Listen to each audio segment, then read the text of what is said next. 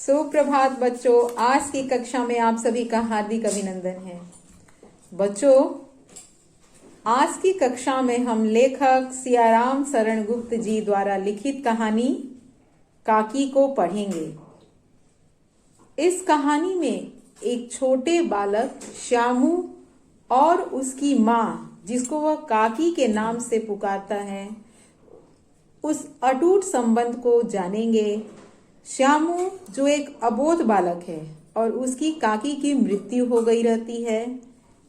घर वाले श्यामू को तमाम तरीकों से समझाते हैं कि उसकी काकी मामा के यहाँ गई है, लेकिन एक दिन श्यामू को इस बात का पता चल जाता है कि उसकी काकी राम के यहाँ गई है और राम के यहाँ से अपनी काकी को नीचे उतारने के लिए वह पतंग और डोर मंगाता है। श्यामू के पिता विश्वेश्वर श्यामू की इस हरकत से परेशान हो जाते हैं, क्योंकि श्यामू उनके कोट से पैसे चुराता है। वह अपने बच्चे की बात को सुनते नहीं है, उसके हृदय की पीड़ा को समझने का प्रयत्न नहीं करते हैं और उसे 2-4 थप्पड़ जड़ देते हैं। बच्चों, इस कहानी को जो हम आज की कक्षा में पढ़ेंगे और समझेंगे, इस कहानी में हमें एक बात जानने को मिली कि एक माँ और एक बच्चे के बीच में किस प्रकार का संबंध है, जिसे शब्दों में वर्णन करना अत्यंत कठिन है। मुझे सुभद्रा कुमारी चौहान जी द्वारा लिखित एक कविता याद आ रही है, कदम का पेड़। कदम का पेड़ जो कविता है, इसमें एक छोटा बालक है, अपनी माँ के साथ अठखेलियां कर रहा है, माँ को परेशान करता है और कहता है, यह कदम का पेड़ अगर माँ होता यमुना तीरे, मैं भी उस पर बैठ कन्हैया बनता धीरे धीरे। बच्चा अपनी माँ को कहता है कि कदम का पेड़ होता तो मैं इस पर कन्हैया बन जाता और तुम मुझे ढूंढती, मैं तुमको परेशान करता। और इसी कविता में अंत में है कि बच्चा छिपा हुआ है, माँ के बार बार आवाज लगाने पर भी वह माँ की आवाज सुनकर नीचे पेड़ से नहीं उतरता है। माँ घबरा जाती है और माँ तब क्या करती है, तुम आंचल फैला कर अम्मा वहीं पेड़ के नीचे ईश्वर से कुछ विनती करती आंखें मीचे। माँ अपने बच्चे को ना पाकर घबरा जाती है, ईश्वर से प्रार्थना करती है कि हे भगवान, मेरा बच्चा कहाँ चला गया। तो बच्चों, इसी तरह से एक माँ अपने बच्चे के लिए जो अनुभव करती है, एक बच्चा भी अपनी माँ के लिए अनुभव करता है। और इस प्रेम को समझ पाना कठिन है, जिसे हम वात्सल्य प्रेम कहते हैं। माँ चाहे इंसानी रूप में हो या फिर पशु पक्षी या फिर जानवर, किसी भी रूप में हो, माँ जो शब्द है अपने आप में अगाध स्नेह को समेटे हुए है।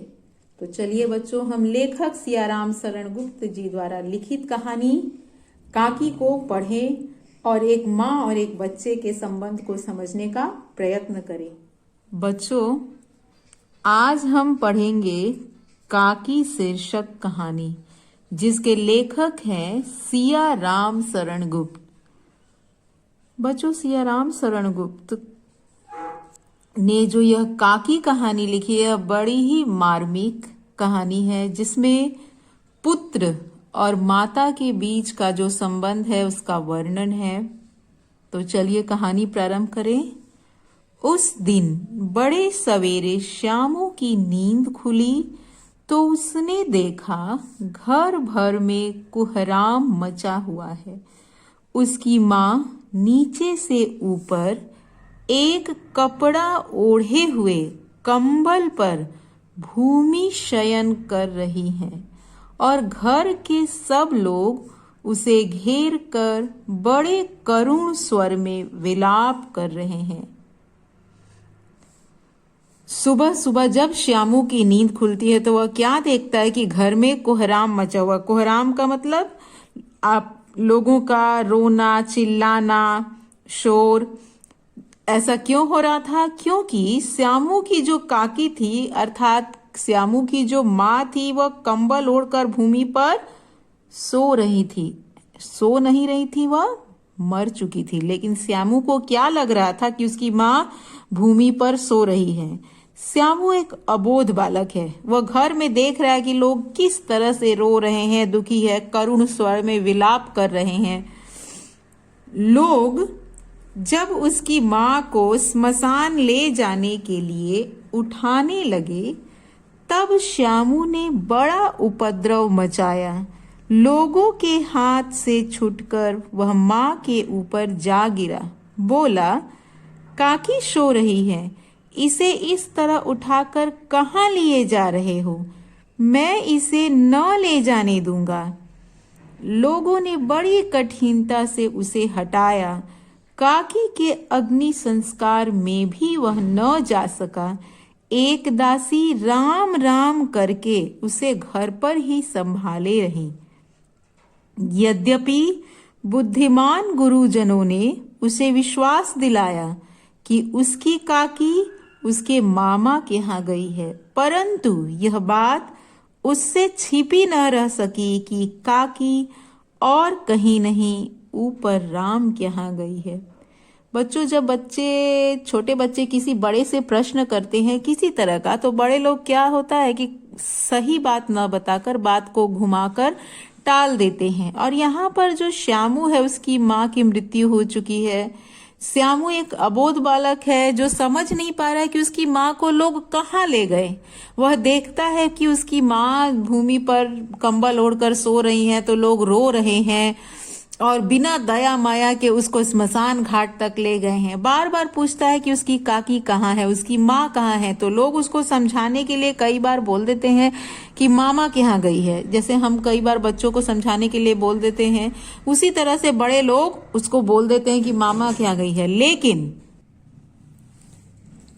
घर के बड़े लोगों ने श्यामू को विश्वास दिलाया कि उसकी काकी मामा के यहाँ गई है, परंतु श्यामू को यह बात पता चल गई कि काकी और कहीं नहीं, ऊपर राम के यहाँ गई है। राम के यहाँ अर्थात भगवान के पास।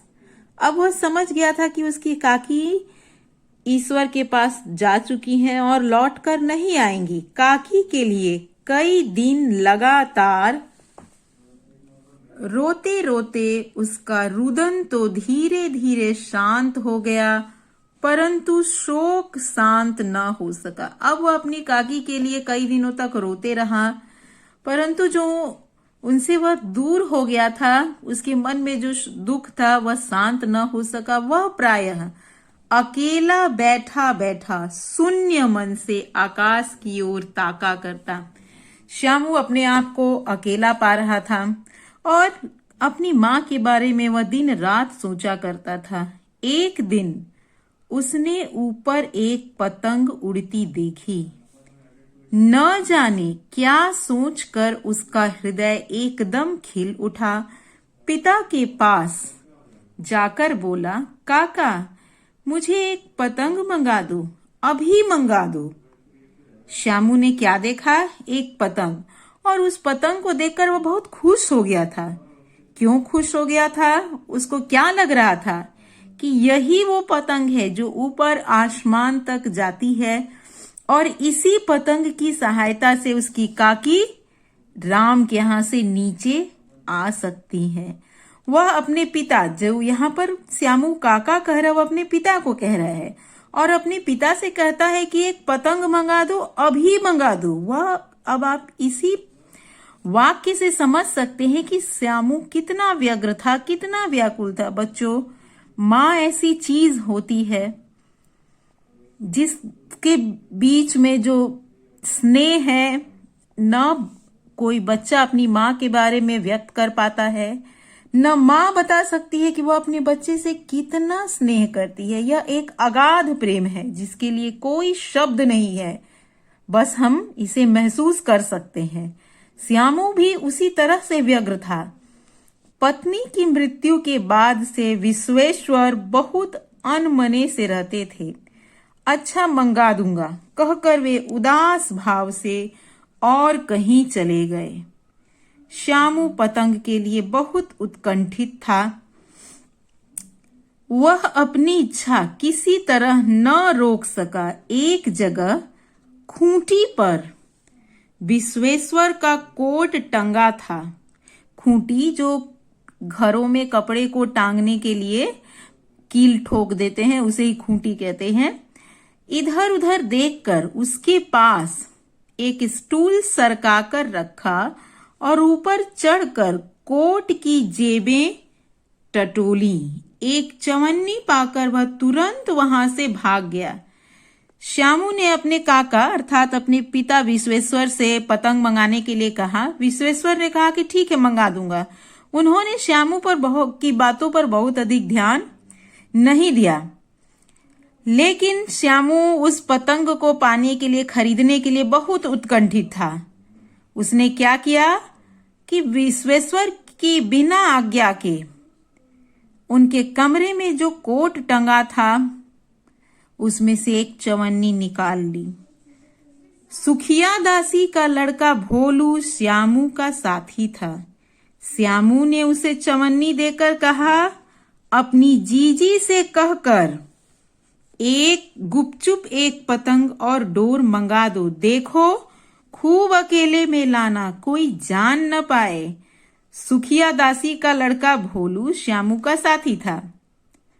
श्यामू ने उसे चवन्नी देकर क्या कहा कि अपनी जीजी से मंगाना। जीजी मतलब दीदी। और जब पतंग तुम मंगाना तो ऐसे लाना कि किसी को पता न चले। बच्चों, यहाँ श्यामू को ऐसा क्यों लग रहा था कि वह पतंग की बात और पतंग और डोर की बात किसी को न बताए? क्योंकि उसके मन में कहीं ना कहीं था कि लोग उसके पतंग और डोर की बात सुनकर उसे डांट लगाएंगे या उसकी इस इच्छा को कोई पूरा नहीं करेगा। क्योंकि उसने क्या देखा था कि उसकी काकी को सब बिना दया और माया के स्मशान घाट ले गए थे। और जब संयुक्त परिवार होता है, बड़ा परिवार होता है, तो क्या होता है कि बच्चों पर बहुत अधिक ध्यान भी लोग नहीं दे पाते हैं, बच्चों की बातों को, और बच्चा समझकर उसे छोड़ देते हैं। जैसे श्यामू ने अपने पिता विश्वेश्वर से जब पैसे मांगा तो विश्वेश्वर ने क्या कहा कि ठीक है, मंगा दूंगा। लेकिन वो बिल्कुल नहीं समझ पाए कि श्यामू के हृदय में इस समय अपनी मां के लिए किस तरह का दुख चल रहा है। पतंग आई, घर के एक अंधेरे कमरे में उसमें डोर बांधी जाने लगी। श्यामू ने धीरे से कहा, भोला, किसी से न कहे तो एक बात कहूं। अब पतंग आ गई है और कहां पर उसमें डोर बांधी जा रही है? अंधेरे कमरे में। श्यामू ने भोला से क्या कहा कि एक बात कहूं, किसी से नहीं कहना है। भोला ने सिर हिलाकर कहा, नहीं, किसी से न कहूंगा। श्यामू ने रहस्य खोला, मैं यह पतंग ऊपर राम के यहां भेजूंगा। अब श्यामू ने जो पतंग उसने मंगाई थी, क्यों मंगाई थी, इसका कारण वह भोला को बताने लगा कि यह पतंग ऊपर राम के यहां भेजूंगा, इसे पकड़कर काकी नीचे उतरेगी। मैं लिखना नहीं जानता, नहीं तो इस पर उसका नाम लिख देता। भोला श्यामू से अधिक समझदार था। उसने कहा, बात तो बड़ी अच्छी सोची, परंतु एक कठिनाई है। यह डोर पतली है, इसे पकड़कर काकी उतर नहीं सकती। इसके टूट जाने का डर है। पतंग में मोटी रस्सी हो तो सब ठीक हो जाए। श्यामू एक छोटा बालक, यहां तक कि उसे लिखना भी नहीं आता था काकी शब्द, लेकिन वह अपनी मां, अपनी काकी को नीचे उतारने के लिए बहुत प्रयत्न, बहुत जतन कर रहा था। उसके दोस्त भोला ने क्या सुझाव दिया कि जो पतंग की डोर है यह पतली है, इसको उतरकर काकी अगर उतरेंगी राम के यहां से तो यह डोर पतली होने के कारण टूट जाएगी। तो उसने क्या सुझाव दिया, मोटी रस्सी का। रस्सी अगर मोटी होगी तो काकी नीचे उतर पाएंगी। श्यामू गंभीर हो गया। मतलब यह बात लाख रुपए की सुझाई गई, परंतु कठिनाई यह थी कि मोटी रस्सी कैसे मंगाई जाए। पास में दाम है नहीं, और घर के जो आदमी उसकी काकी को बिना दया माया के जला आए हैं, वे उसे इस काम के लिए कुछ देंगे नहीं। उस दिन श्यामू को चिंता के मारे बड़ी रात तक नींद नहीं आई। पहले दिन की ही तरकीब से दूसरे दिन फिर उसने पिता के कोट से 1 रुपया निकाला, ले जाकर भोला को दिया और बोला, देख भोला, किसी को मालूम न होने पाए, अच्छी अच्छी 2 रस्सियां मंगा दे, 1 रस्सी छोटी पड़ेगी। जवाहिर भैया से मैं एक कागज पर काकी लिखवा लूंगा, नाम लिखा रहेगा तो पतंग ठीक उन्हीं के पास पहुंच जाएगी। 2 घंटे बाद प्रफुल्ल मन से श्यामू और भोला अंधेरे कमरे में बैठे हुए पतंग में रस्सी बांध रहे थे। अकस्मात उग्र रूप धारण किए विश्वेश्वर शुभ कार्य में विघ्न की तरह वहां जा घुसे। भोला और श्यामू को धमकाकर बोले, तुमने हमारे कोट से रुपया निकाला है? भोला एक ही डांट में मुखबिर हो गया, बोला, श्यामू भैया ने रस्सी और पतंग मंगाने के लिए निकाला था।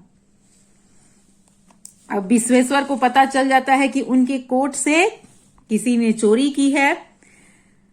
विश्वेश्वर ने श्यामू को 2 तमाचे जड़कर कहा, चोरी सीखकर जेल जाएगा? अच्छा, तुझे आज अच्छी तरह समझाता हूं। कहकर फिर कई तमाचे जड़े और कान मलने के बाद पतंग फाड़ डाली। अब रस्सियों की ओर देखकर पूछा, ये किसने मंगाई? भोला ने कहा, इन्होंने मंगाई थी। कहते थे, इससे पतंग तानकर काकी को राम के यहां से नीचे उतारेंगे।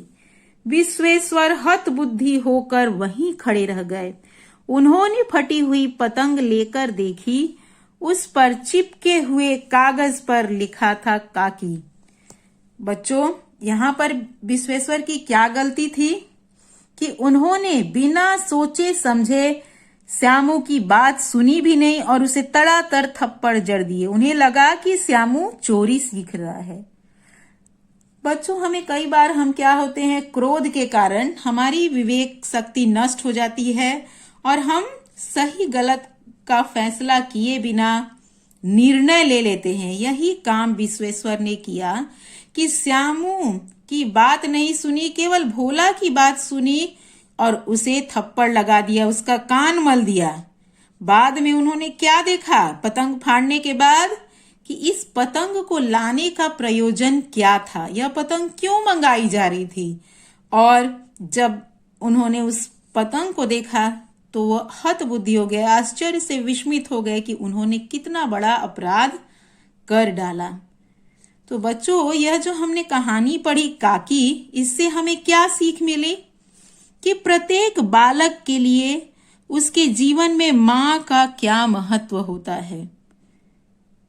मां शब्द अपने आप में संपूर्ण अर्थ को, समस्त सुख को लिए हुए है। एक बच्चे को मां की गोद के अलावा कुछ भी प्रिय नहीं होता है। उसी प्रकार से एक मां की जो संपूर्ण निधि होती है, जो दौलत होती है, उसका बालक होता है। तो बच्चों, अब हम इस पाठ के प्रश्नों को देखेंगे। पहला प्रश्न, बड़े सवेरे उठते ही श्यामू ने क्या देखा? इस प्रश्न का उत्तर यहां पर है। बड़े सवेरे उठते ही श्यामू ने क्या देखा? उसने देखा घर भर में कोहराम मचा हुआ है। उसकी माँ नीचे से ऊपर एक कपड़ा ओढ़े हुए कंबल पर भूमि शयन कर रही है और घर के सब लोग उसे घेर कर बड़े करुण स्वर में विलाप कर रहे हैं। यह पहले का उत्तर है कि उसने क्या देखा, घर भर में कोहराम मचा हुआ है। उसकी माँ एक नीचे से ऊपर एक कपड़ा ओढ़े हुए भूमि शयन कर रही हैं और घर के लोग उसे घेर कर बड़े करुण स्वर में विलाप कर रहे हैं। यह पहले प्रश्न का उत्तर है। दूसरा प्रश्न, कौन सी बात श्यामू से छिपी न रह सकी? तो श्यामू से कौन सी बात छिपी न रह सकी कि उसकी काकी मामा के यहाँ नहीं, ऊपर राम के यहाँ गई है। यह बात उससे छिपी न रह सकी कि काकी और कहीं नहीं, ऊपर राम के यहाँ गई है। तीसरा प्रश्न है, पतंग उड़ती देखकर श्यामू का हृदय क्यों खिल उठा? इसका उत्तर आपको अपने शब्दों में लिखना है कि श्यामू को ये पतंग उड़ती देखकर श्यामू का हृदय इसलिए खिल उठा क्योंकि उसे लगा इसी पतंग के सहारे वह अपनी काकी को ऊपर राम के यहाँ से उतारेगा। श्यामू ने पतंग किससे और क्यों मंगवाई? श्यामू ने पतंग भोला की जीजी से अपनी काकी को राम के यहाँ से नीचे उतरवाने के लिए मंगवाई। श्यामू को भोला ने मोटी रस्सी का सुझाव क्यों दिया? तो इसका भी उत्तर यहाँ पर है कि रस्सी पतली होने के कारण इसके टूट जाने का डर है और काकी इसे पकड़कर काकी उतर नहीं सकती, इसके टूट जाने का डर है। अगर पतंग में मोटी रस्सी हो तो काकी उसे आराम से पकड़कर नीचे आ सकेंगी। उचित उत्तर पर सही का निशान लगाएं। गुरुजनों ने श्यामू का क्या विश्वास दिलाया? काकी मामा के पास गई है। क्या इसका गुरुजनों ने श्यामू को विश्वास दिलवाया कि काकी उसकी मामा के पास गई है? पतंग के चिपके कागज पर क्या नाम लिखा था? काकी। श्यामू किसके लिए उत्कंठित था? पतंग उड़ाने के लिए। पहले दिन श्यामू ने पिता की जेब से कितने पैसे निकाले? 54। प्रश्न संख्या 7, नीचे दिए गए कथन किसने किससे कहे? काका मुझे एक पतंग मंगा दो, अभी मंगा दो। श्यामू ने काका से। श्यामू भैया ने रस्सी और पतंग मंगाने के लिए निकाला था। भोला ने काका से, भोला ने यहां पर लिखेंगे, काका ने यहां पर लिखना है विश्वेश्वर। तो बच्चों आज की कक्षा के लिए बस इतना ही। प्रश्न संख्या 1 से लेकर प्रश्न संख्या 7 तक। धन्यवाद बच्चों।